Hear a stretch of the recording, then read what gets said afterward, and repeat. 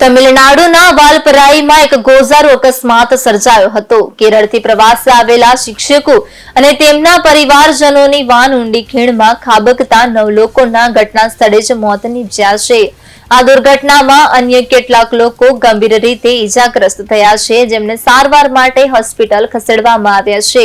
મળતી માહિતી મુજબ કેરળની એક શાળાના શિક્ષકો, અન્ય સ્ટાફ અને તેમના પરિવારના સભ્યો મળીને કુલ 16 લોકો વેકેશન મનાવતા તમિલનાડુના પ્રવાસે આવ્યા હતા। તેઓ પ્રસિદ્ધ અતિરાપલ્લી વોટરફોલ જોઈને વાલપરાઈ તરફ જઈ રહ્યા હતા, ત્યારે ચાલકે વાન પરથી કાબુ ગુમાવતા વાન સીધી ઊંડી ખીણમાં ખાબકી હતી। અકસ્માતની જાણ થતાં જ સ્થાનિક તંત્ર અને પોલીસ કાફલો ઘટના સ્થળે પહોંચી ગયો હતો। ખીણમાંથી ઈજાગ્રસ્તોને બહાર કાઢી તાત્કાલિક હોસ્પિટલ ખસેડાયા હતા।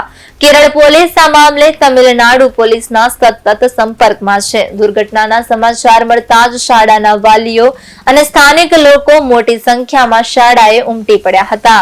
સમગ્ર વિસ્તારમાં શોકનું મોજું ફરી વળ્યું છે।